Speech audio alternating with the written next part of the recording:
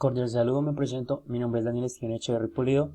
Soy estudiante de la Universidad Nacional Abierta a Distancia. Me encuentro en el municipio de Fusagasugá, Cundinamarca.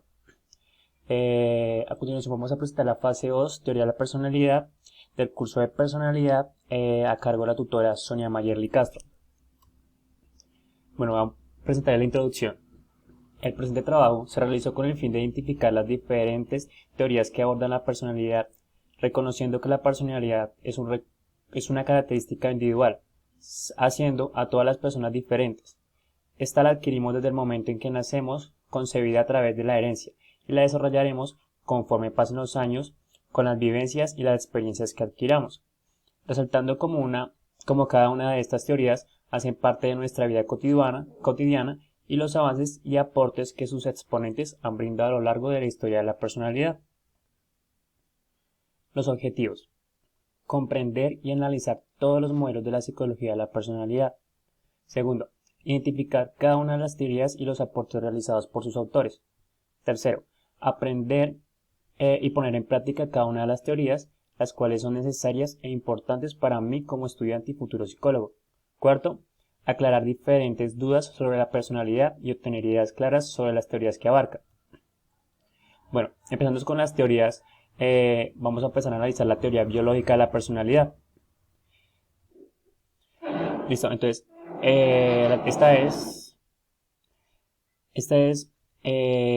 es una teoría que estudia la influencia de las bases biológicas del cerebro y de la persona. Características de esta teoría.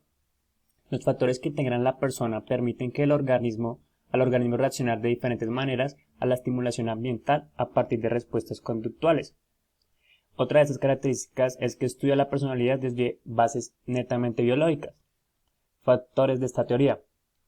El primero es que la introversión o focalización en el mundo exterior o interior, el neuroticismo o estabilidad emocional y el psicoticismo o tendencias a actuar con dureza. Ahora vamos a hablar sobre los postulados de la personalidad. La personalidad es una estructura relativamente estable entre el carácter, el temperamento, el intelecto y el físico. Las diferencias de personalidad se basan en elementos biológicos que permiten procesos como la motivación o la emoción. Ahora vamos a hablar de Hipócrates, que fue uno de los exponentes de esta teoría. Hipócrates creía que las emociones y los comportamientos fueron causados por un exceso o por falta de líquidos corporales, tales como la sangre, el bilis amarillo, el bilis negro y la flema. Bien, vamos a pasar a la siguiente teoría. Tenemos lo que es la teoría cognitiva de la personalidad. Entonces, como concepto, tenemos que se plantea que la conducta está guiada por la manera como se piensa y se actúa frente a una situación, teniendo como bases la conducta, la cognición, el ambiente y el aprendizaje. Vamos a hablar sobre los principales exponentes de esta teoría, la teoría cognitiva de la personalidad. Uno de ellos era George Kelly. George planteó un concepto estructural de la personalidad como una manera de construir o interpretar el mundo. Ahora vamos a hablar sobre Michel, que también fue uno de los exponentes principales e importantes de esta teoría. Él especificó cómo las características de una persona influyen en el ambiente y las situaciones. También estudió las variables personales del aprendizaje social cognitivo. Bien, ahora vamos a pasar a hablar sobre Bandura. Bandura afirmaba que la personalidad es la interacción entre cognición, aprendizaje y ambiente, donde las personas que alcanzaban los niveles altos de desempeño interno desarrollaban autoeficacia. Él indicó que el aprendizaje por observación está dirigido por 4 procesos: el de retención, el de atención, el de reproducción motora y motivacionales. Bien, ahora vamos a hablar de la teoría del aprendizaje de la personalidad. Bien, esta teoría pretende entender, anticipar y regular la conducta a través del diseño de diferentes estrategias que faciliten el acceso al conocimiento. Vamos a hablar sobre los principales exponentes de esta teoría. Estaba Ivan Pavlov. Él tenía la teoría del condicionamiento clásico.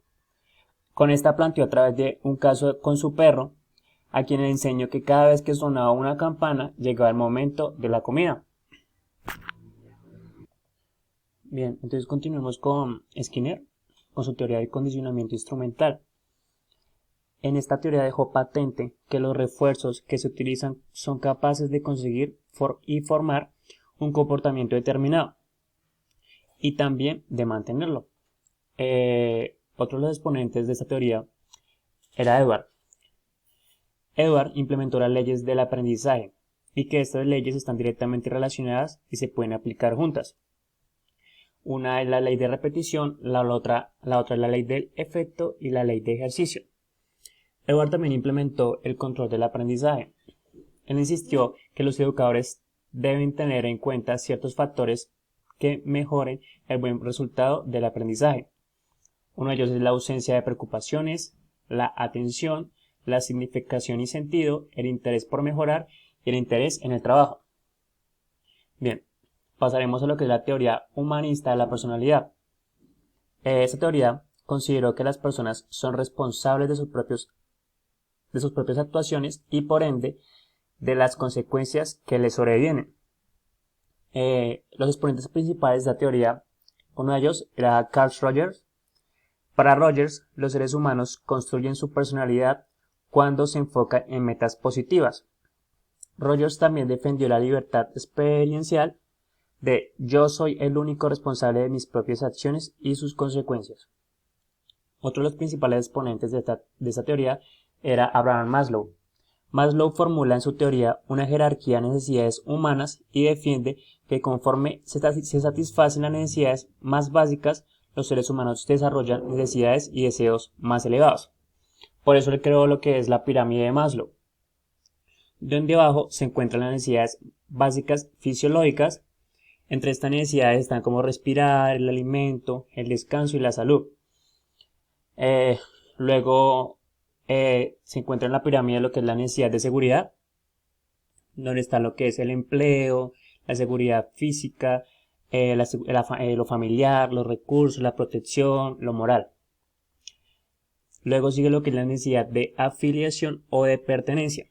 Acá está lo que es la amistad, el afecto, la pareja, las relaciones sociales, la pertenencia en algún colectivo. Luego sigue lo que son las necesidades de reconocimiento. El autorreconocimiento, la confianza, el respeto, el prestigio, los logros, el éxito, etc. Y por último, está la autorrealización, donde se encuentra la creatividad, la visión global, la espontaneidad, la aceptación de hechos, la gestión de problemas, el liderazgo, etc. Bien, acá continuamos con lo que es la teoría de los rasgos de la personalidad. Como concepto tenemos que son las características específicas de cada individuo, tales como el temperamento, la adaptación, las emociones y sus valores. Entre los principales exponentes de esta teoría tenemos a Raymond Cattell. Él agrupa los rasgos en 4 formas: los comunes, los superficiales, los constitucionales y los dinámicos. Los comunes, que son propios de todas las personas; los superficiales, que son fáciles de observar; los constitucionales, que dependen de la herencia de cada persona; y los dinámicos, que es motivar a la persona hacia la meta. Tenemos a Hans Eysenck. Hans